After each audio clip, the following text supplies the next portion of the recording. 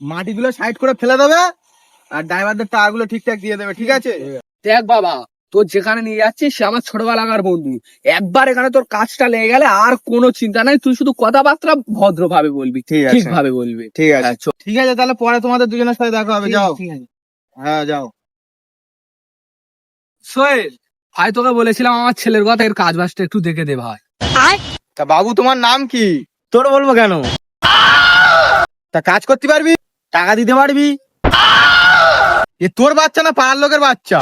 তুই কিছু মনে করিস না ভাই, ওর কথাবার্তা একটু ওইরকম, তুই ওর কাজ বাজের ব্যাপারে জিজ্ঞাসা কর। বাবু, তা তুই গাড়ি চালাতে পারবি? না। তা মাটি কাটতে পারবি? না। তা তুই কাউন্টারে বসে টাকার হিসাব করতে পারবি? না। তাহলে তুই পারবিটা কি? তোর মতো লোকেদের গান মারতে পারি। শুয়োরের বাচ্চা।